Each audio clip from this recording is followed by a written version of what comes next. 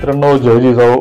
लग्न का जुळत नाहीत याबाबत आपण बऱ्याचदा एकतर्फी विचार करतो की मुलींच्या अपेक्षा वाढल्या किंवा मुली ऍडव्हान्स झाल्या. मात्र याच्यामागे अनेक गोष्टींची अनेक कारणं आहेत.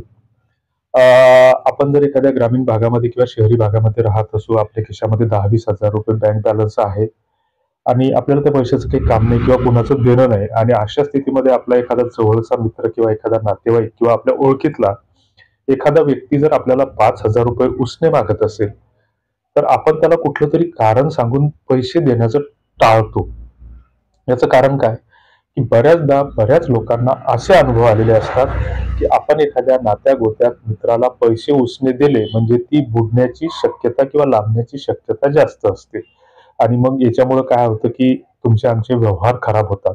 बऱ्याचदा अडचणीत आपण एखाद्या सोयऱ्याला धायऱ्याला पैशाची मदत करतो, त्याला आधार देतो, मात्र तो नेमका आपल्यासोबत मग 1 वर्षाच्या बोलीनं पैसे घेतो आणि लांबवतो. आणि मग त्याच्यानंतर बऱ्याचदा त्या नातेसंबंधामध्ये वितृष्टपणा सुद्धा येतो आणि ह्या गोष्टी सातत्यानं घडत असतात. आणि ह्या होत असताना बऱ्याचदा ही आमची कोणाला बाष्कळ बडबड वाटत असेल किंवा निरर्थक बडबड वाटत असेल, मात्र याच्यामागे अनेक कारणं आहेत. लग्नाचंही तसंच होतं की विवाह संस्था जी आहे, तर त्या विवाह संस्थेवरची जी काही विश्वासार्हता आहे, तर ती गेल्या काही वर्षामध्ये आपण गमावलेली आहे पूर्णपणे. एकीकडे आपण विवाह समारंभातून बोंबलत फिरतो की विवाह हा संस्कार आहे, संस्कृती आहे, परंपरा आहे. मात्र गेल्या अनेक वर्षापासून हा संस्कार वगैरे काही राहिलेला नाही. याच्यामध्ये व्यवहार आणि सौदेबाजी ह्या गोष्टी अंतर्भूत झालेल्या आहेत.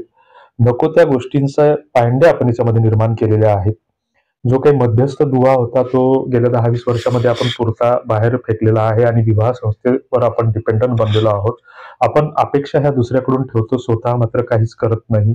माझा जर एखादा व्हॉट्सअपचा ग्रुप असेल, त्याच्यावर 500-700 मेंबर असतील, तर आपण अपेक्षा व्यक्त करतो की याच्यावर मुलीचे बायोडाटे का येत नाही, फोन नंबर का दिसत नाही, हे का होत नाही, ते का होत नाही.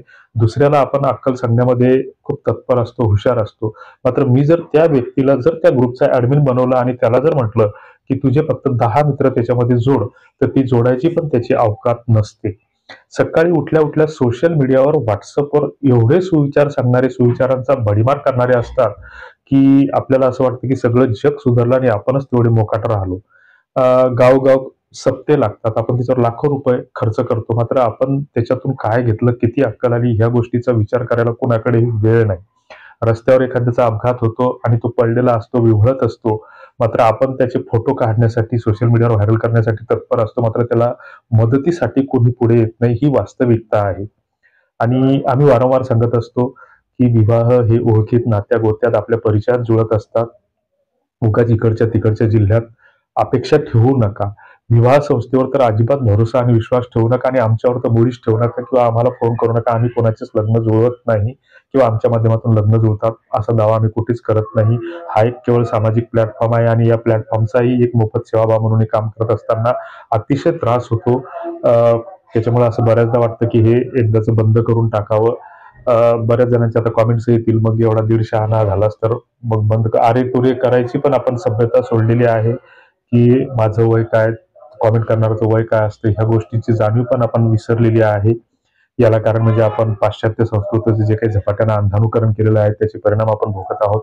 शेती मातीशी नातं आपण तोडलेलं आहे. मूळ संस्कृती परंपरेशी आपण फारकत घेतलेली आहे. कृषी आणि ऋषी संस्कृतीचा आपण फार विसर पाडलेला आहे आणि फक्त आपण दुसऱ्यांना अक्कल सांगण्यात आणि दुसऱ्याकडून अपेक्षा ठेवण्यात आपण तत्पर आहोत. तुम्हाला जर वाटत असेल तर प्ले स्टोअरला जा, मराठा लग्नाक्षद ॲप डाउनलोड करा. तिथं तुम्हाला पैसे भरायची गरज नाही. तिथं मोबाईल नंबर का दिसत नाही त्याच्यासाठी वेगळे व्हिडिओ आहेत. त्याची पद्धती वेगळी आहे. खाली ब्लॉग सेक्शनला त्याची माहिती दिलेली आहे. त्याच्यावर व्हॉट्सअपचे ग्रुप दिसतील, ते जॉईन करा, त्याचे ऍडमिन बना, तुमचे मित्र नातेवाईक त्याच्यात जोडा आणि नसेल आवडत तर इथंच सोडून द्या, स्टॉप करा. जय जिजाऊ.